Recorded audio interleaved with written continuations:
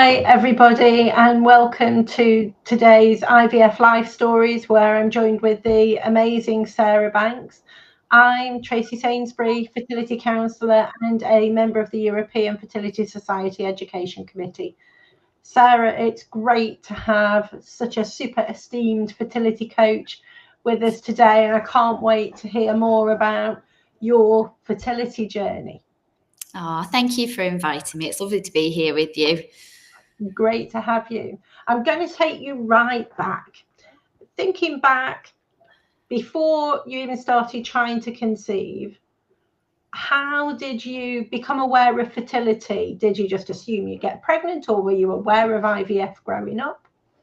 Oh, I had no awareness at all. And it wasn't until we started struggling to conceive that I was aware of it. I just assumed and had been surrounded by people who'd got pregnant straight away. Or I certainly didn't know of anybody who'd struggled. So when we decided to start trying, I came off the pill. The first month I was late and I thought, oh, that's it. I'm pregnant straight away. That's what happened. And I just assumed, yes, that it would happen straight away. And it wasn't until, unfortunately, our journey wasn't anything that quick. You know, we had a 6-year infertility struggle that I realized really how difficult it is to get pregnant. You know, you're taught at school that it's really easy to get pregnant and that you have to really try hard to not get pregnant. But it's the reverse of that.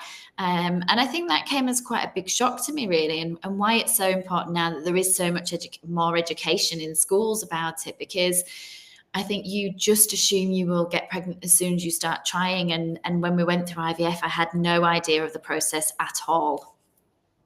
And you mentioned, I always think a 1-year infertility struggle is tough, but a 6-year journey feels so overwhelming. When you first started trying, you mentioned education. Had you had any fertility education at school that wasn't contraception focused? Not that I can remember at all. And yeah, we just assumed, or as the time was going on, I assumed we mustn't be timing it right. And I didn't really know enough about my cycles. I knew that they seemed fairly regular, but you know, I'd been on the pill for a long time, and suddenly you don't really realize how difficult it is. And I think it got to a point I started tracking my cycles and things like that, so I could see when the best time was, but I had no understanding that actually not all cycles were 28 days, that actually it could have been completely different and I could have been mistiming it. So no, I don't remember any information about how to get pregnant if you're struggling, or cycles to help my understanding. What made you get tested? What made you start that exploration into having more support? It was just a case we'd been trying for a long time. I think when I try and work back how long we'd been trying for before we got support, I think we were probably trying for about 3 years before we even went to the doctors. And that just shows my lack of understanding about how long you should be trying before you see your doctor. I think we were 26 when we started trying. So we were still, you know, I didn't think I was old then for trying to get pregnant. We were the first out of our group of friends to get married. We did have friends that had children, but we were one of the first to start trying. So I didn't think it was like we'd left it too late. And it was only when we went to the GP, they did tests and said, right, well, we'll refer you to the fertility clinic because you've been trying for so long. And even then we just thought it would still happen at some point. And it was probably about 3 years before we got any advice. And I think that does signpost the fact that we had very little understanding. And little understanding, but also life is busy. And yes. I think, you know, when you first start trying, sex can be for fun, and you've thrown away your contraceptives and are hoping to welcome that much wanted little person. There can be a real excitement about it. Had that waned? Because just when you've said about going to your GP, getting the referral, but we're still hopeful, it feels you were working really well as a couple? It had become a lot more regimented. We both had really busy jobs. I was working as a senior buyer. My husband had a busy job. So we were often stressed and tired and working till very late in the evening.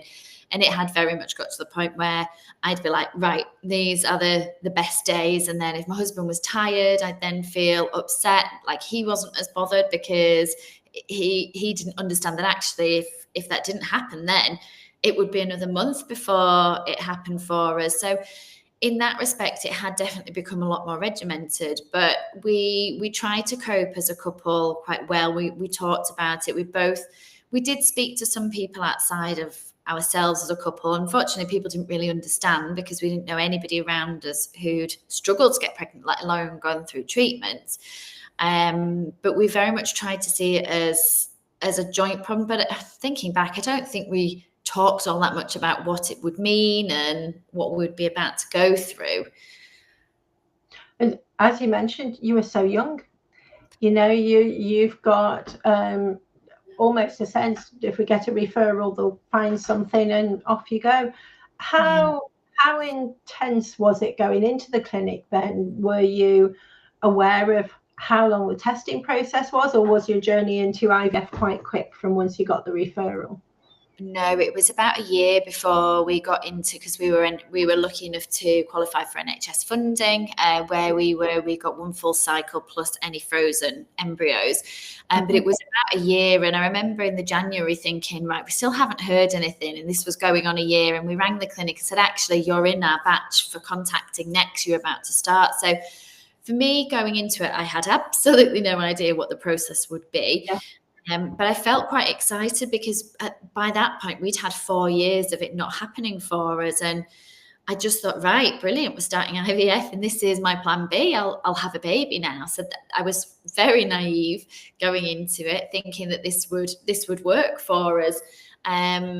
So I didn't know kind of what the testing and things would be like, but I was quite excited about getting going because I thought this was giving us a better chance than anything we'd had already. You know, it hadn't happened for us, so this was going to increase our chances. And I think going into all my appointments, that mindset really helped, because I kept thinking I could be coming here for cancer treatment or something, treatment for a life-limiting disorder, when actually I'm coming for treatment to hopefully give us a baby, you know, help us have a baby. So actually it's really positive why I'm coming to the clinic. And I think that definitely helped when I was struggling on days, you know, thinking, I can't believe we've got to come to the clinic to try and get pregnant.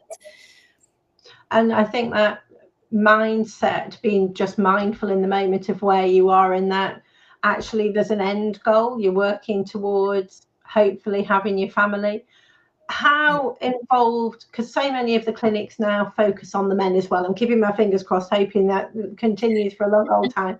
But at times, so often clinics just focus on the woman. How involved did your husband feel at the time? Did he feel cared for, looked after?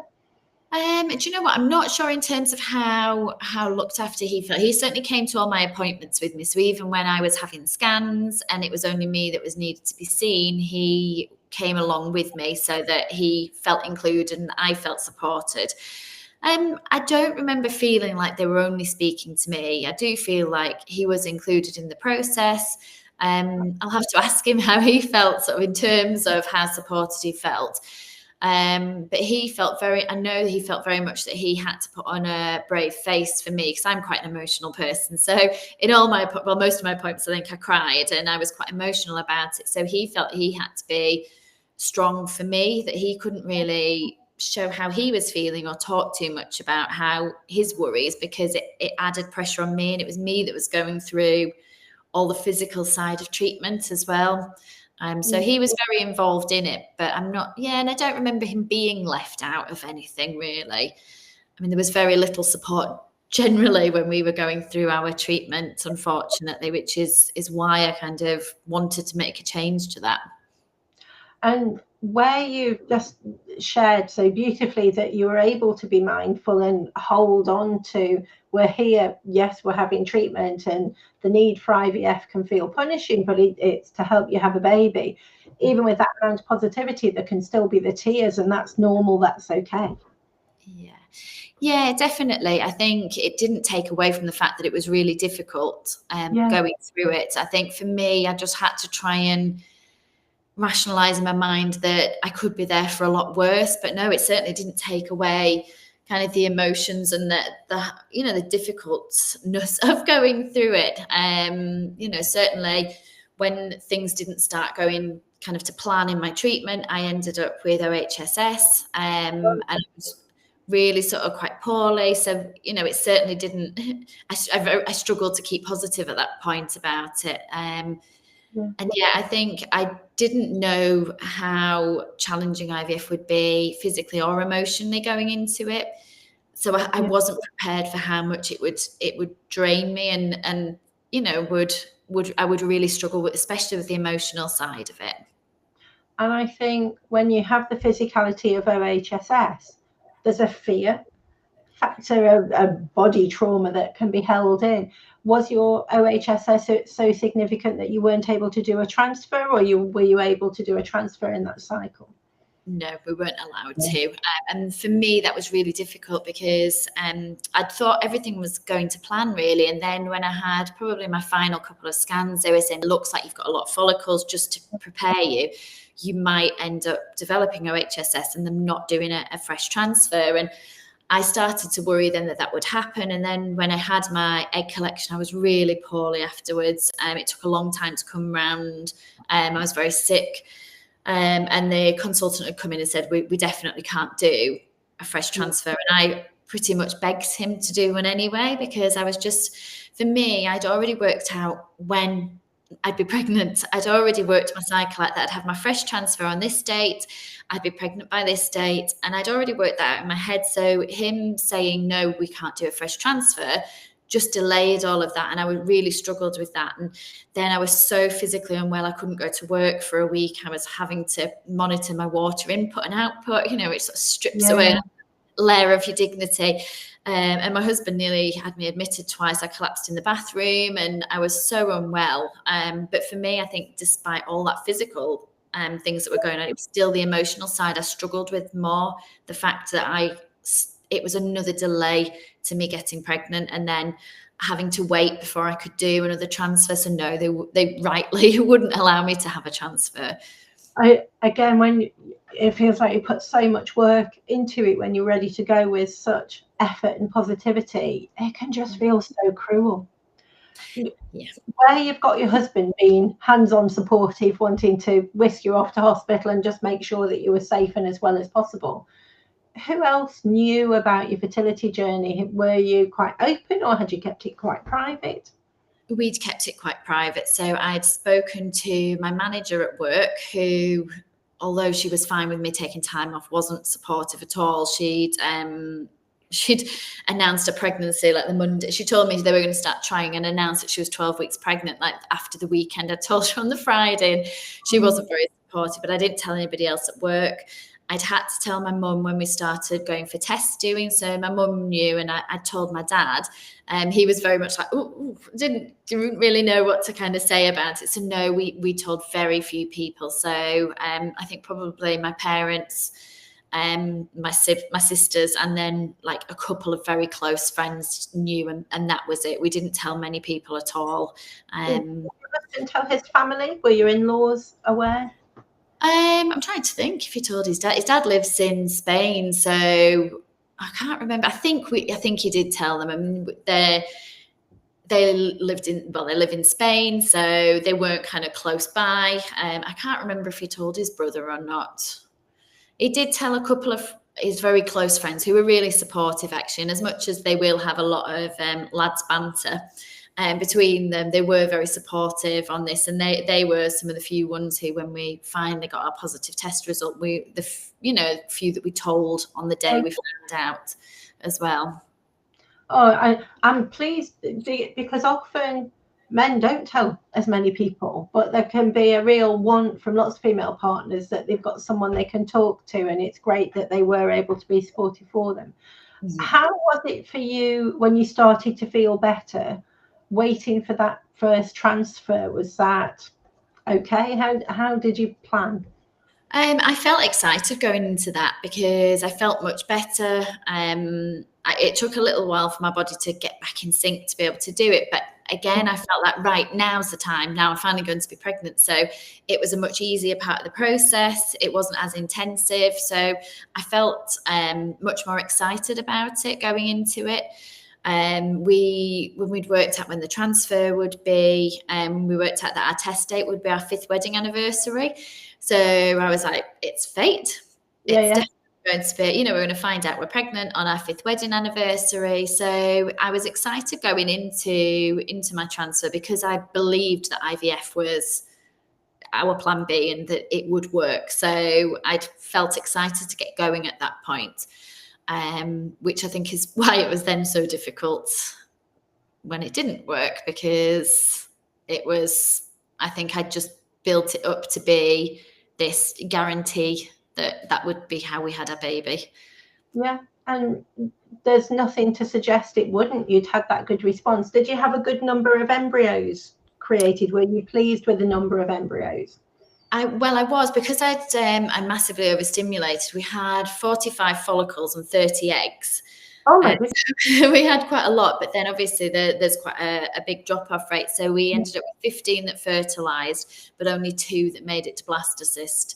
So when I was getting those calls daily from the embryologist, I was off work because I'd been off with OHSS. I really wasn't very with it.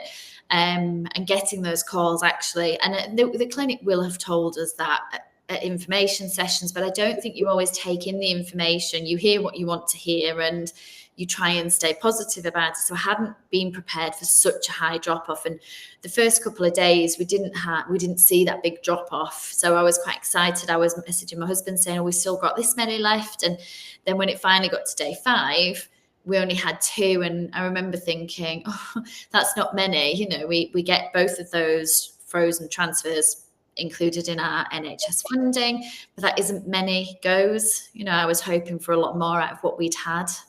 Yeah, and that's understandable. It's that splitting, isn't it? You're so pleased you've got blastocyst, but devastated there's not more, and you flit from one to the other.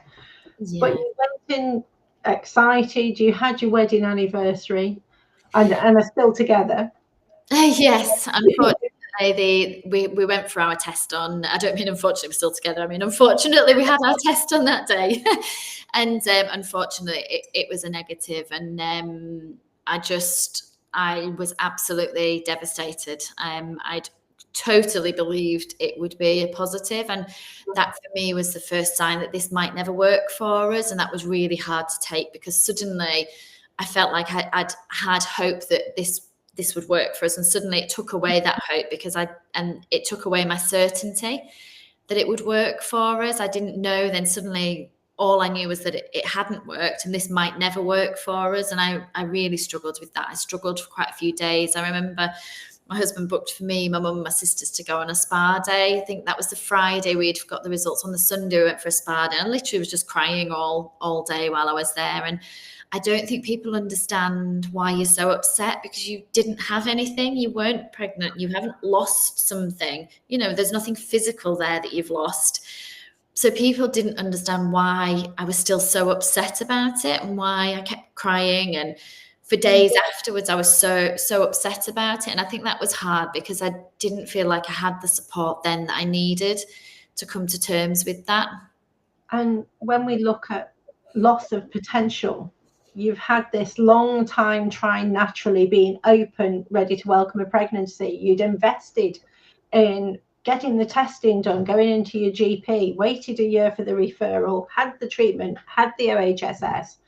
We tend to put life on hold a bit when you're planning to try and conceive. Don't do this, won't do that. So it's a lot of loss.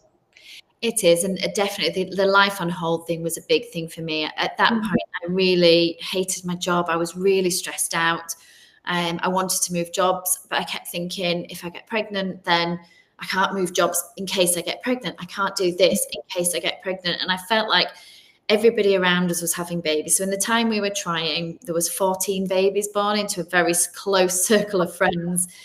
One couple that we knew had 3 babies, like twins, and another in the time we were trying. And I felt like our life was just stuck. I was stuck in a job I didn't like. We were stuck going through treatment. Everybody else was having families, and I think that made the sort of negative result and the loss worse, because I could see everybody else having what we wanted, and it's really difficult, isn't it? But it affirmed your desire to keep going. It did, yes. I definitely knew we wanted children. And we had another blastocyst, but I did know that I couldn't go into it in the mindset that I was in it.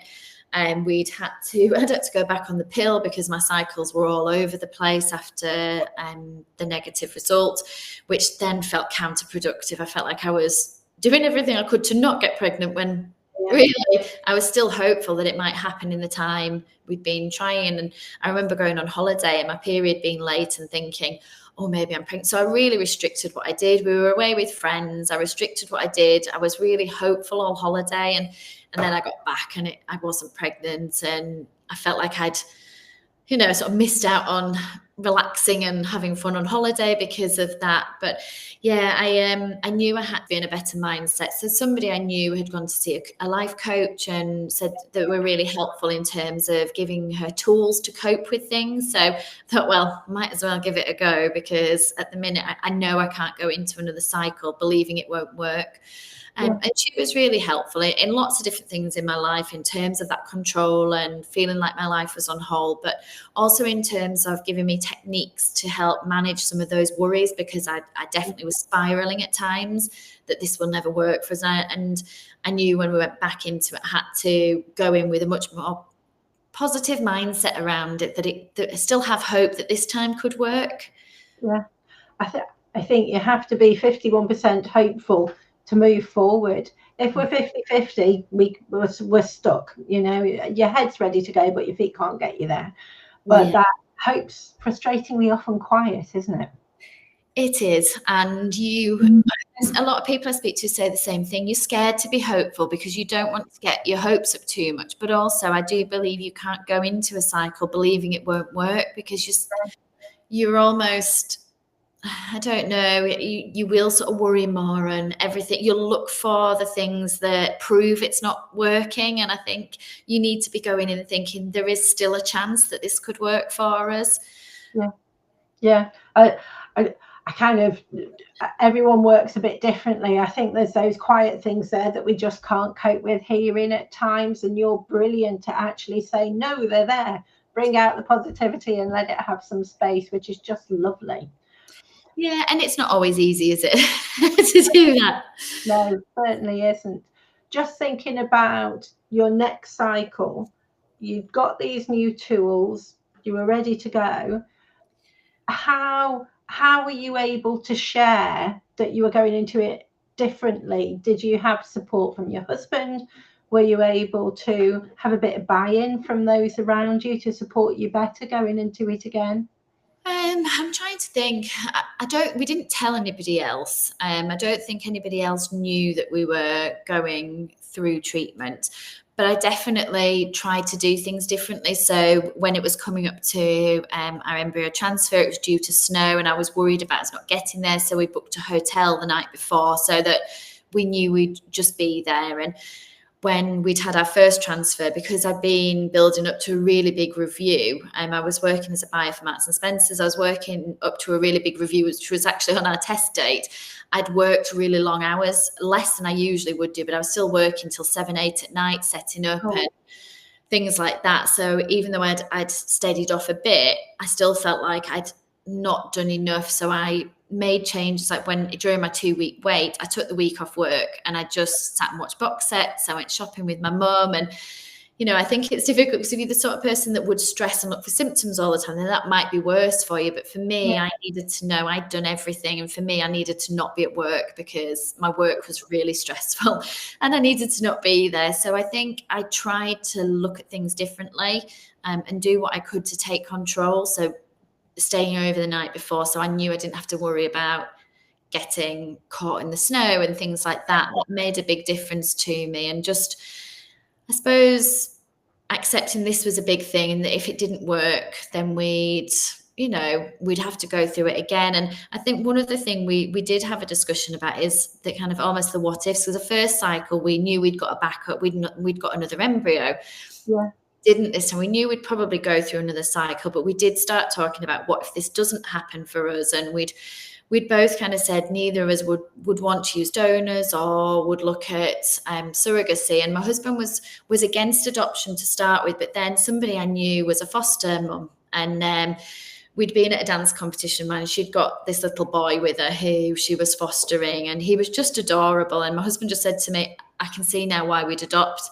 He said, I can totally get it now. Giving that child a home would just be amazing. You know, obviously it wouldn't be him specifically, but it helped him see that. And I think that almost gave me comfort knowing that if it didn't work for us, we did have another option that we would then look, you know, we'd maybe have another cycle, but ultimately we could look at adoption as well, because we'd both said, yes, this is an option for us. So I think that really helped give me some comfort that if we couldn't have a child ourselves, that we could adopt and give a home to a child in need. So I think, you know, and still create our family that way. So I think that helps going into our next cycle as well.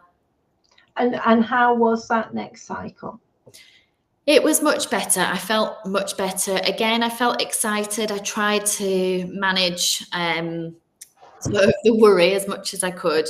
Yeah. We went and we had the transfer, and I was talking at an event the other day about my journey, and I was saying about how with my 2 transfers, the first time sort of carefully climbed down off the table after I had my transfer in case the embryo fell out, you know, because we sort of think these things, don't we? And then the second time, because they'd not registered that I was there, I'd been drinking water. I was absolutely desperate for the toilet. So by the time they'd done the transfer, I was so desperate, I'd sort of leapt down off the table and ran to the loo. And you sort of think, first time round, I was just so careful with things. But I tried to manage my anxieties much more. I took the time off afterwards. And I was okay for most of it. When it got to the pregnancy test date, that's when I really started to struggle, because it was pretty much a replica of the time we'd been before. We had to go to the clinic for our test doing. My husband and I had taken the day off, so we'd been for breakfast and we were just trying to pass the time till lunchtime. So we drove around for quite a bit. And then we would come to like a car wash, and I got a call from the clinic and they told me that it was positive. They said, we can't leave you waiting any longer. It's positive. And I said, are you joking, to them? Because, you know, obviously it's kind of, yeah, know what you're saying. So, and it was just, I struggled to then believe it, really. It was a bit of a, you know, we went to see my mum to tell her, and I'd lied to my family about when the test date was. First time round, they had no idea when it would be, but then they tried to work it out based on when I'd been last time, and I was having to say, oh, well, my husband was away the weekend, so we were going after he'd been away, kind of thing, because I didn't want the pressure of everybody messaging me in the morning saying, have you heard anything? How's it going? So we'd lied, so nobody knew we were going for the test. So then when we went and told them, it was lovely to be able to go and say more positive news than the last time I'd gone and told them, and I'd had to go and say, we know it's not worked. So and then I definitely carried on using my tools, because after our 6-week scan, I started bleeding, and I was really worried then I was losing the baby. I feel like needing IVF and going through these challenges, it robbed me of the joy of being pregnant a little bit, because I was so worried that something was going to happen all the way through my pregnancy. So when at 6 weeks, after our 6-week scan, I started bleeding, I was really, really worried. So I really used the tools then just to try and stop that spiral of worry that I was going through. But other than that, yeah, it had been a lot more sort of positive going into, or I tried to be going into the transfer. And great that you'd had that bit of a buffer in terms of people not being quite sure when you would find out, because I think sometimes you just need a lag to buy a bit of time for you after the test date. So beautiful you were doing that. Just thinking about the anxiety in pregnancy, we know stress and anxiety can't promote a miscarriage, and if we manage it well, it helps to promote a robust, resilient baby. And it feels you found that with your tools, that it really brought strength. Is that what prompted you to do coaching later? It definitely is. Yeah, I think the point where I needed them the most was when I was bleeding. So I was terrified I was losing the baby, and I was having to really stop myself spiraling. It sounds ridiculous now, but I used to sing, you know, like the wartime song, "What's the use in worrying?" Whenever I started panicking, I used to think that in my head to stop the thoughts, and then say, the more I worry, the more chance there is that something could go wrong. So worrying could make it worse. It's not going to make it better. And I needed to tell myself that, to stop that spiral and saying, right, no, stop worrying about it. You're only going to make it worse by worrying. We need to just move on to something else. So yeah, definitely. I'd felt so stuck in a rut when we were going through it. I felt like my life was on hold, and at times I thought there was something wrong with me. And I knew then that I didn't want to be doing what I was doing in my role. I was just felt like I was making money for shareholders, and I wanted to do something where I was actually making a difference to people's lives. And coaching had been so helpful for me that I wanted to do something to help people get out of that rut, because I'm quite action focused and I love a list. Everybody who knows me, I've got lists all over the place. I love lists and I love actions, and I wanted to do something where I could help people sort of pull themselves out of that rut that they're stuck in and try and take positive action to feel better while they were going through, the hell of infertility and IVF. So yeah, it was definitely that. And again, just backtracking, when you accessed your coaching, you mentioned it was so helpful for other areas, for work and stuff as well. Was your plan just to focus on IVF for coaching, or to just do coaching more generally? No, it was to do it specifically for people going through treatment. So no, I wanted to help people who were going through it. So I set up support groups in the local area because there was nothing when we were going through it. But no, I wanted to specifically help people who were going through treatment, because I'd found it so difficult and there was so little support around. And I'd got that personal experience myself. I wanted to help others get through that. Yeah. And, my path has changed slightly. I haven't done as much of the coaching because I felt that I could help more people by working with clinics to help the staff understand how people feel. But when I was coaching, it did end up being other areas in their life, helping them with some of those things, because it took the focus off just trying to get pregnant, because it was about trying to help them create a life that they were happy in whilst they were trying to get pregnant, because sadly it doesn't work out for everybody and you can't guarantee that it will work for them. So if you can try and help them create a life that they're happy with whilst going through it, and that was what I was trying to do. And when you had your first little person, it generated this desire to help others. At what point did you know you wanted more children? Was that something that you were proactively trying for? We've always said we'd always wanted 2 children. That was always our plan, that we wanted, and we'd got it in our head, as naive as we were, that we wanted 2 children, a boy first, 2 years apart, and then a girl, and that would be our ideal. And obviously we didn't realize that we would have the journey that we had. So once we'd had our son, and I'm so thankful for IVF that it gave us him. I'd started retraining to be a coach. We knew that at some point we'd have to go through treatment again. So it wasn't on the radar, because he was the centre of our world. We'd waited so long. I couldn't get my head around starting trying, but we knew we wanted another one at some point. And I breastfed him for a year. So I don't know if there's too much detail, but my periods didn't start back for a year. So I'd only had 2 back. I was going on a coaching course and I was 5 days late. And I thought, well, obviously I'm not going to be pregnant. I'm just late.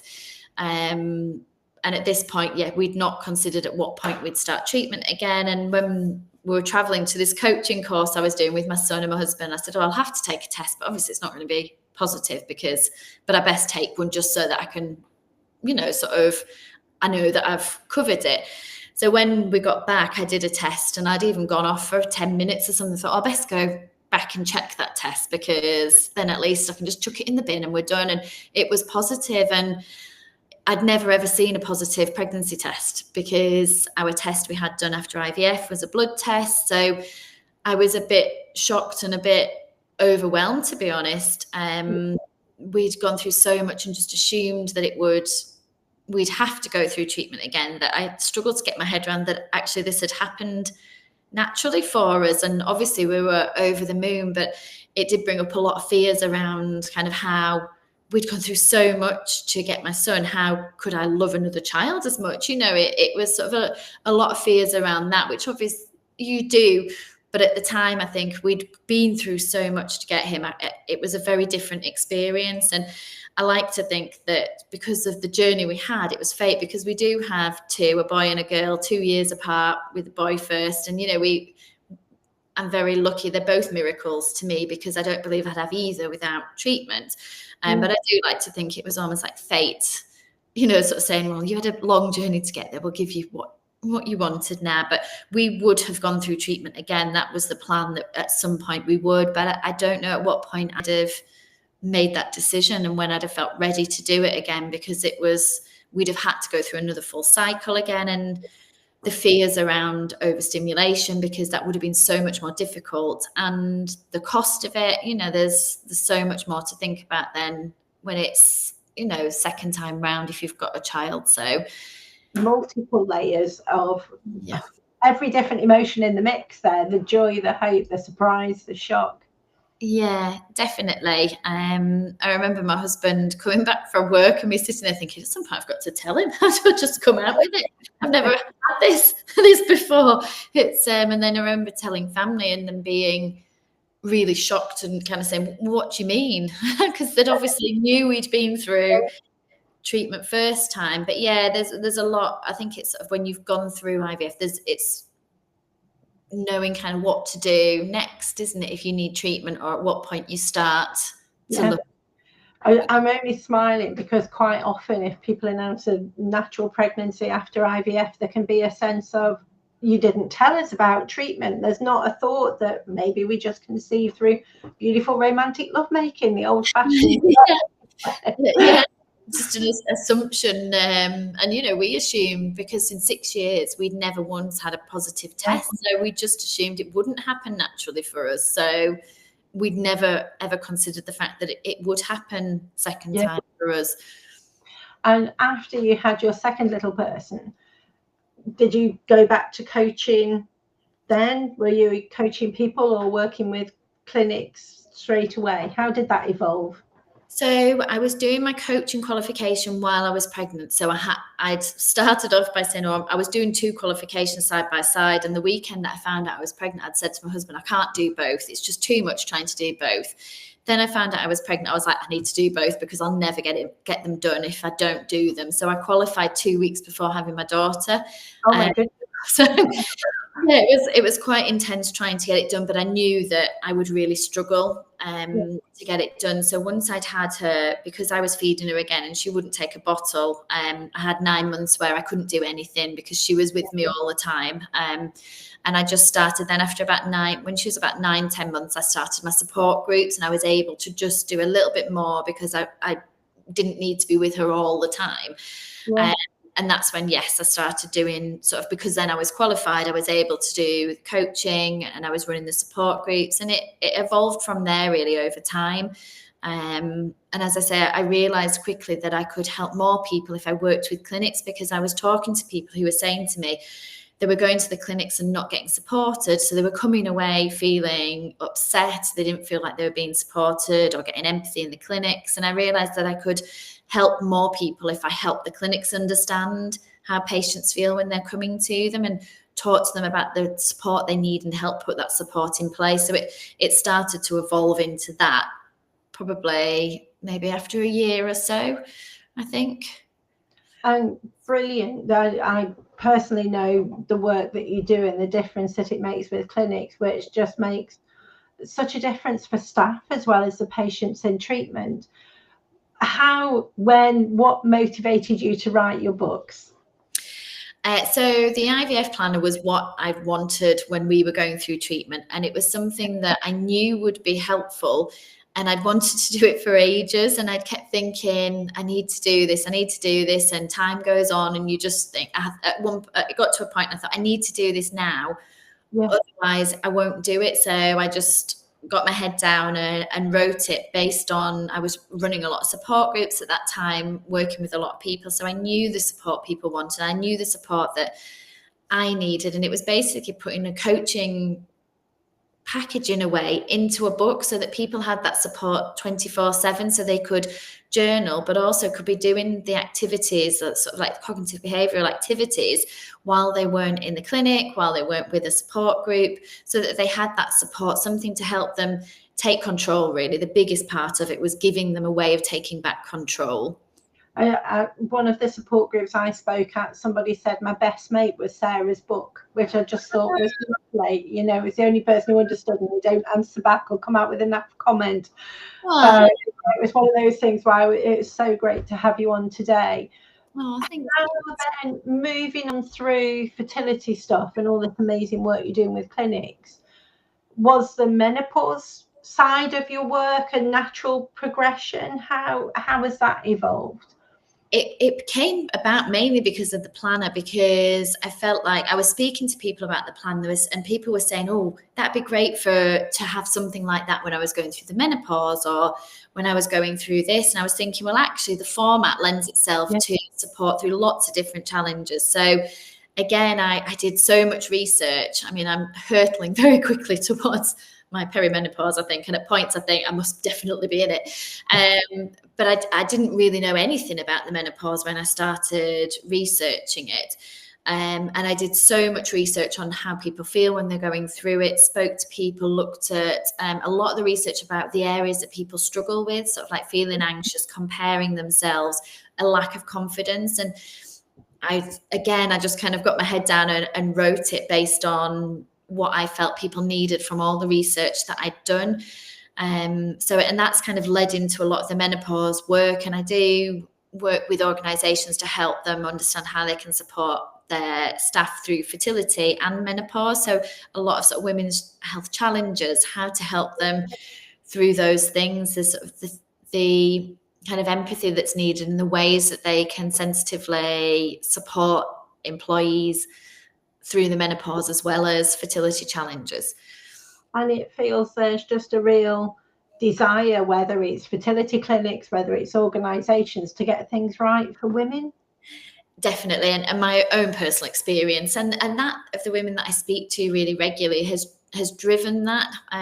Fertility will always be like my main passion, to support people through that, because it was without a doubt the most difficult point in my life, the most challenging time, and still now I can tell there's kind of leftover triggers from it. Certain things still trigger me, and I'm fortunate enough to have two beautiful children, two healthy children, and I still get triggered by those things. So I know that I need to just keep supporting people, because there's still not enough around. I'm trying to think, my son's 11 now, so 11 years since I fell pregnant, but there was another 6 years before that, so 17 years since we started our journey. Things have improved, but there's still not enough support out there. So, there is a real desire and passion, and I love now what I do. And I used to drive to support groups and think, I drove this way to work crying, or on my way home crying, because I hated my job. I didn't want to be doing it. And now I'm doing something that I absolutely love and making a difference to people. Yeah. I'm going to throw in a suggestion that's just come up. I think you need a period planner. A period planner? A period planner or an adolescence planner for young teenage girls that sets them up for fertility and menopause beyond. Because when you have a fertility journey, especially if you've used some of the tools that are there, I think they very much set you up for perimenopause and menopause, and it's that natural continuation. Get in a bit sooner. Yeah, well, that's it. Someone else has mentioned one about a period one before as well, sort of for younger people. I need to get my head around the logistics of it, because the logistics of kind of having them and marketing them and things like that. You've got a daughter. It's quite challenging. I know she's only 9, but I'll have to use her as maybe use her as a guinea pig to help me understand. Yeah, even if it's understanding your body from 9 and above, again, when we talk about education and all the initiatives that are there now, it's much improved.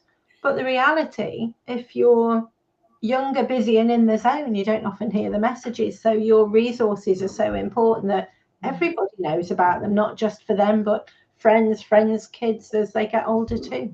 Yeah, definitely. I'll have to look into it. What is your people listen to the podcast who are professionals, who are people on their own fertility journey? Just thinking of two separate groups, what is a key message for clinics and organizations to support people on a fertility journey? What do you think they need to get right? I think they need to understand how they feel when they're going through it. And I hear all the time people saying, I feel like a number in the clinic, that I'm not important. And I think remembering that each person is different and that it's actually extremely draining emotionally going through treatment. And you need to understand your patients. You need to be asking them how you can support them better, because everybody's different and everybody needs different levels of support. And this goes for employees as well in organizations, understanding what is involved in going through treatment physically and emotionally, so that you can then support them in a way that's needed. I think it's just having that empathy that, yes, you might be on your 20th scan of the day, but to somebody who's coming into that scan, they're thinking about the fact they've got to take all their bottom half off. They've got to think about the fact, have I shaved my legs? Are they looking at me funny? Do I look funny down there? I've got to have a piece. All these things are going through that patient's head, and you need to be understanding that actually this isn't just a clinical process. There are so many things riding on this. And I think whenever I do training to clinics, the staff always say, I needed that reminder that these are people, and people going through very real things and having very real emotions. It's not somebody just coming for a blood test. There's so many things linked to that. Absolutely, which is just great. I'm really pleased that some of the clinics that I work with you too. What's the top tip for people on a fertility journey? What's one thing that people can do to help themselves manage that roller coaster of emotions? Can I do two? Go for it. So first of all, seek some support, because I think when you're going this alone, it can feel really lonely, and you don't always realize that what you're going through is normal and the feelings you're having are normal. So there's so many different levels of support out there, whether that is peer support from people around you or support groups, through to professionals like counsellors, therapists. I think having some support and somebody you can speak to about what you're going through and how you're feeling is really important. And then also take control of what you can, because it can feel so out of control when you're going through this. You are handing over your fertility and what feels like your future to your consultant. You feel like there's nothing you can do to help, but there are little things. And even if that's a case of making time for self-care, even if it's just researching treatment or eating, eating the right foods or getting enough rest, things like that, take control without, I feel like I want to add a caveat that don't stress or obsess about it. It's that little ways you can take control without it becoming too overwhelming, but feeling like you're having some say and some control of the process. Oh, fantastic. Be stressed and manage it well is basically have that self-compassion. It's just beautiful to see that. The great news for everybody listening is that Sarah and I have collaborated on part of the new fertility support information section that's coming to the European Fertility Society website soon. So there'll be lots more tips, techniques, strategies, information and resources there for clinics and people on a fertility journey. But I really hope everyone has a lovely rest of day, and thank you, Sarah, for making mine and joining us today. It's been great to have you as a guest. Oh, thank you so much. I hope it's been helpful. But yeah, thank you for all you're doing as well. So it makes a big difference to patients. Well, thanks everybody. Take care. Have a lovely rest of day. Sarah, again, thanks so much.